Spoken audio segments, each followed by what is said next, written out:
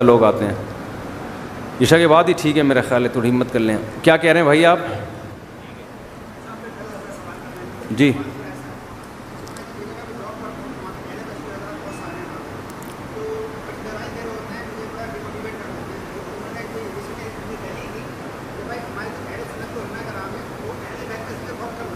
جی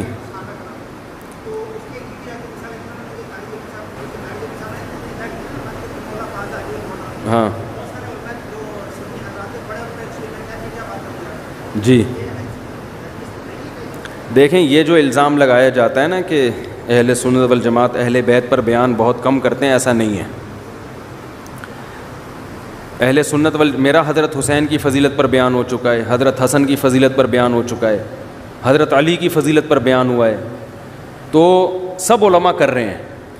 ہاں اہل بیت صحابہ میں حضرت معاویہ کی فضیلت پر عام طور پر ہمارے ہاں زیادہ بیان اس لیے ہوتا ہے کہ سب سے زیادہ طعن و تشنیع ان پہ کی جاتی ہے، ان کے دفاع میں اس لیے بیان ہوتا ہے. اگر شیعہ حضرات ان پہ لان تان چھوڑ دیں تو پھر ان کے فضائل ہمیں بھی بیان کرنے کی ضرورت نہیں ہے.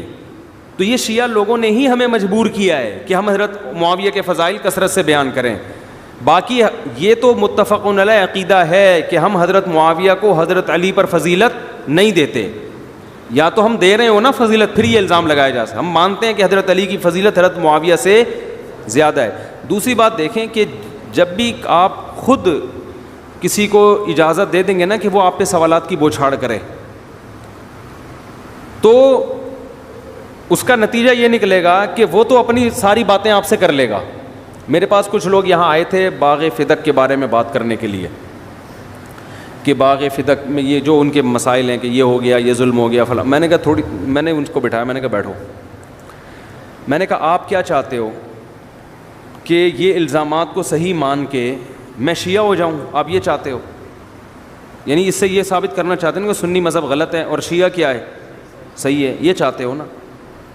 تو میں نے کہا میرے شیعہ مسلک پہ یہ اعتراضات ہیں، کیونکہ سنیوں کا تو یہ عقیدہ ہے. اہل سنت والجماعت کہتے کس کو ہیں پتہ ہے؟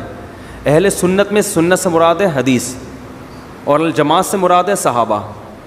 تو میں نے کہا اور صحابہ میں سب سے پہلے خلفائے راشدین ہیں. ہم یہ کہتے ہیں خلفائے راشدین نے کبھی ظلم، اور اتنا بڑا ظلم کہ نبی کی بیٹی کے ساتھ ظلم کرے، یہ تو ہمارے عقیدے کا بنیادی حصہ ہے. اگر اس کو آپ نے ثابت کر دیا تو اس کا مطلب سنی مذہب کی بیس ہی کیا ہے؟ بولو غلط. تو پھر جب سنی مذہب غلط ہے تو پھر صحیح والا کون سا ہے؟ پھر صحیح اگر شیعہ ہے تو مجھے شیعہ مسلک پہ یہ اعتراضات ہیں. آپ سائل بن کے ان سے سوالات پوچھنا شروع کر دیں کہ آپ شیعہ مسلک پہ مجھے یہ اعتراض، یہ اعتراض، یہ اعتراض، یہ اعتراض، وہ بہت سارے ہیں، ان کا جواب دے دو تو میں شیعہ ہونے کے لیے تیار ہوں. ورنہ نہ میں ادھر کا رہوں گا نہ میں ادھر کا، میں درمیان میں لٹکا رہوں گا. سمجھ میں آ رہی ہے بات؟ آپ ان سے سوال پوچھیں نا.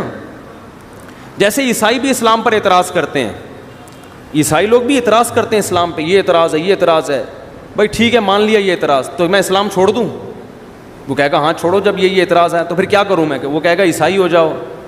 اگر اسلام پہ 10 اعتراض ہیں تو عیسائیت پہ 1000 اعتراضات ہیں، اور بیس سے ہی شروع ہو جائیں گے اعتراضات، بنیاد سے ہی شروع ہو جائیں گے. تو اگر آپ اگلے کے سوال جواب دینے میں لگے رہو گے نا، وہ ایک اعتراض اٹھائے گا، پھر وہ دوسرا اٹھائے گا، پھر وہ تیسرا اٹھائے گا، پھر وہ چوتھا اٹھائے گا، وہ اٹھاتا رہے گا بیٹھ کے. تو آپ کو اس کا لا حاصل بحث ہے، ٹھیک ہے نا، لا حاصل بحث ہے. تو یہ جیسے وہ منکرین حدیث سے میری بات چیت ہوئی تھی تو وہ بخاری پہ یہ اعتراض، مسلم پہ یہ اعتراض. میں نے کہا مان لیا یار بخاری غلط ہے، ٹھیک ہے نا، تو کیا کرنا ہے پھر؟ انہوں نے کہا قرآن پہ آ جاؤ. میں نے کہا قرآن تو خود کہہ رہا ہے بخاری کو فالو کرو. کہہ رہے قرآن میں کہاں لکھا ہے؟ میں نے کہا قرآن کہہ رہا ہے کہ نبی تشریح کریں گے اس قرآن کی، تو بخاری میں نہیں ہے تو پھر نبی کی وہ تشریح کہاں گئی ہے؟ یہ تو غلط ہو گئی نا. تو صحیح کتابیں لے کر آؤ نا میرے سامنے پھر حدیث کی. تو صحیح تو کہیں ہے ہی نہیں تمہارے پاس. میں نے کہا بس سر پھر قرآن ہی غلط کہہ رہا ہے کہ نبی تشریح کریں گے. نبی تشریح کریں گے تو قرآن سمجھ میں آئے گا، یہ قرآن کہہ رہا ہے ہمیں. تو جب نبی کی تشریح یہ ہے ہی نہیں تو پھر صحیح والی تشریح لے آؤ تو میں اس کو چھوڑ دیتا ہوں. نہ صحیح والی ہے تمہارے پاس، نہ اس کو فالو کرنے دے رہے ہو، اس کا مطلب تم ہی غلط ہو. کچھ اصولی باتیں ہوتی ہیں جن کا کسی کے پاس کوئی جواب نہیں ہوتا، یہ ان لوگوں کو دیا جاتا ہے جن میں دلیل سمجھنے کی صلاحیت نہیں ہوتی. بخاری کی پر جو اعتراض تھے, ہر اعتراض کا جواب ہمارے پاس ہے, لیکن ہمیں پتہ ہے اس جواب میں پڑھے نا تو ایک لمبی طویل بحث شروع ہو جائے گی, اور جن لوگوں میں ذہانت نہیں ہے, کم عقل ہے, وہ بعض دفعہ ان کے پروپیگنڈے سے متاثر ہو جاتے ہیں. تو بھائی اگر متاثر ہو کے آپ کے فرقے میں میں نے آنا ہے, تو آپ کے فرقے پہ تو اتنے بڑے بڑے اعتراضات ہوتے ہیں کہ اس کا آپ کے پاس بھی جواب نہیں ہے. تو یہ منکرین حدیث تو ہر مسلک میں ایسا ہی ہے.